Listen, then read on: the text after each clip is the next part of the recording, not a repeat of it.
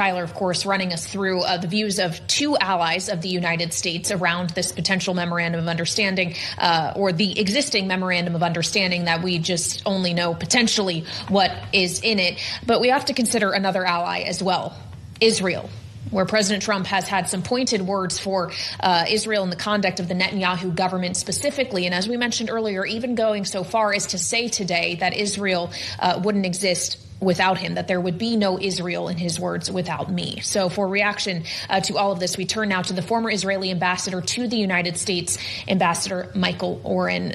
Ambassador, welcome back to Bloomberg TV and radio. Could we just begin, and we'll get to the president's specific comments regarding Israel in a moment, with the Israeli view of this memorandum of understanding as we understand it? I know that there are a lot of details that we aren't firm on to this point. So what does this actually need to look like for Israel to be comfortable with it?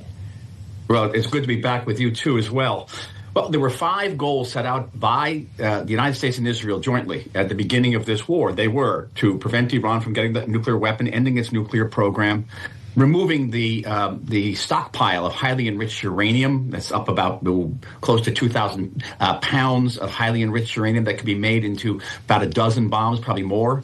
Stopping Iran's intercontinental ballistic missile system that has been pummeling Iran's neighbors and the state of Israel. These are huge missiles. And stopping Iran's support for terrorist groups like Hezbollah, like Hamas, like the Houthis. And generally changing the Iranian regime in such a way that it no longer threatens its neighbors and no longer threatens its own citizens. Those were the goals of the war.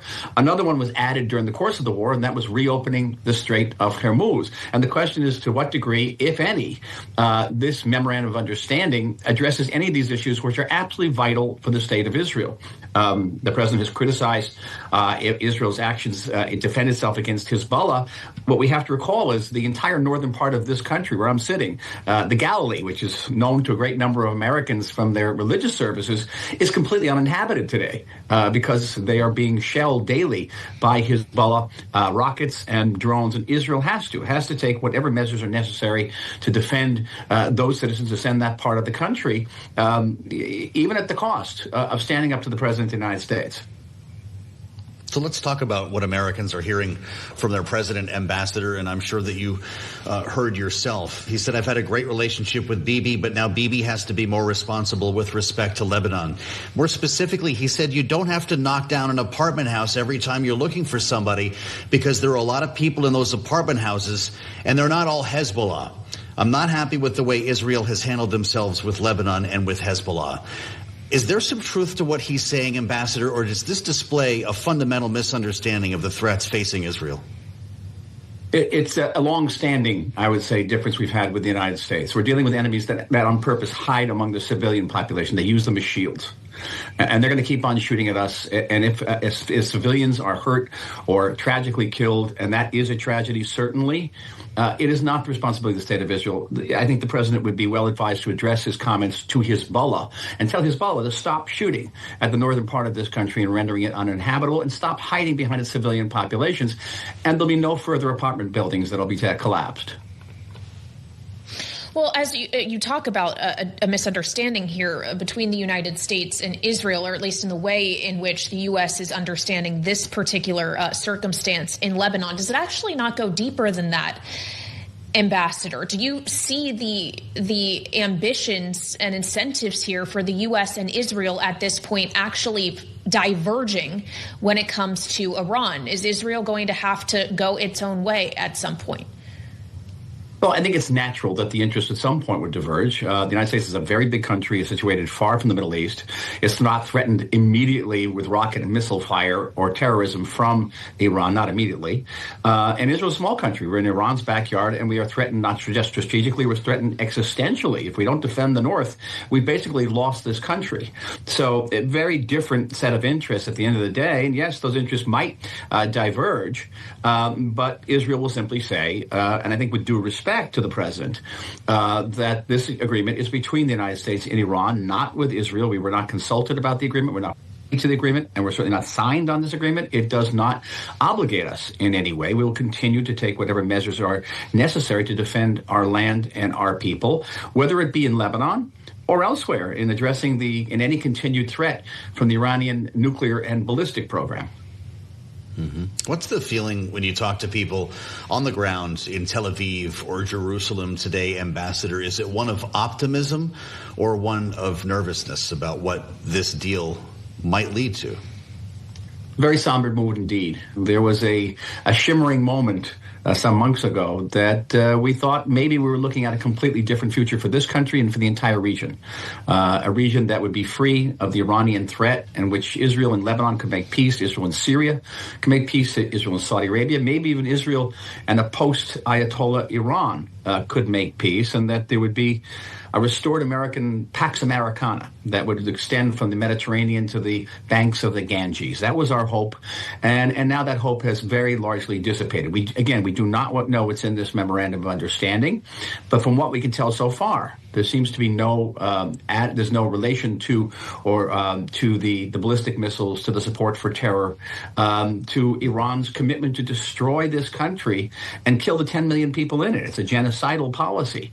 And so, yes, we have, together with the United States, greatly degraded Iran's military capabilities. We've degraded its proxy abilities. We pushed them back from our borders. But we may find ourselves in not too far into the future facing very similar threats and maybe even more enhanced threats than we have confronted in the past. So, Ambassador, do you see a risk, as the U.S. is obviously pursuing this diplomatic off-ramp and not continuing offensive operations against Iran, that the U.S. could get drawn back in defensively, having to defend its ally, Israel? Do you really think that could be the future?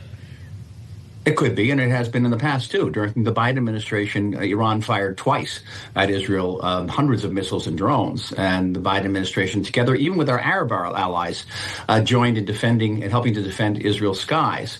And this certainly happened last summer during the 12-day war. It happened now during this most recent war. That will happen again because the United States is committed to our defense. But there may, as you said, may be differences of policy about how Israel defends itself. We have very, very little wiggle room. That's all I can say. No Israeli government, doesn't matter if it's the Netanyahu government or any other government, can maintain its legitimacy as long as it does not fulfill its primary duty, which is defending this country and defending its citizens. Yes, even at the risk of some friction with our ultimate ally, but that is our duty. That is our job. So let's say best case scenario for this week, a deal is signed and the clock starts on a 60-day negotiating period, Ambassador. What happens if there is no deal on nuclear by the end of that 60 days? Well, I don't know. I'm not a prophet, but I would wager there'd be another 60-day extension. One of the benefits I can see so far, from what we know, is that in contrast to the 2015 JCPOA of the Obama administration, which gave Iran money up front in the hope that Iran would become, and I'm quoting President Obama here, would become a responsible regional power, which never happened. It appears that the Trump administration is withholding payments to Iran until it conforms to the terms of the treaty. I think that would be a positive development here. But again, it may fall very far short of Israel's basic security needs. Ambassador, as we mentioned at the beginning, we obviously have heard some sharp words from President Trump regarding Israel in the last 24 hours. I'd like you to just listen to what he said earlier at the G7 summit, and we'll get your response. Without the United States, there would be no Israel. Without me, there would be no Israel, because no other president was willing to do what I did. I've had a great relationship with Bibi, but now Bibi has to be more responsible with respect to Lebanon. Without the United States, there would be no Israel. Without me, there would be no Israel. Ambassador, what would Israel realistically to be able to do in terms of its own defense or offensively against Hezbollah if it did not have the backing and weapons from the United States? Well, again, I'm going to answer you not just as a former ambassador, but as an historian. Israel did not have a strategic alliance with the United States before 1967. We fought the Six-Day War with French arms, not with American arms. And Israel has existed. When I say we have survived, sometimes it's been a close call, but we have survived. Without American armaments, Israel would have to seek armaments elsewhere. But I assure you, the president's going to say that Netanyahu has been irresponsible. But the criticism of Netanyahu in this country is that he has not not been sufficiently responsible, and that he has not responded with sufficient force against Hezbollah. And that is certainly the criticism of those residents of the north, both of those who are remaining under fire and those who have been displaced. And we're talking about tens of thousands of people who have been displaced. They are very, very critical of the prime minister, to the point that that criticism is now deeply impairing his chances of being reelected in the elections coming up in the fall. We always appreciate spending some time with you, Ambassador. Thanks for being with us once again on Bloomberg. That's Michael Oren, of course, the former Israeli ambassador to the U.S.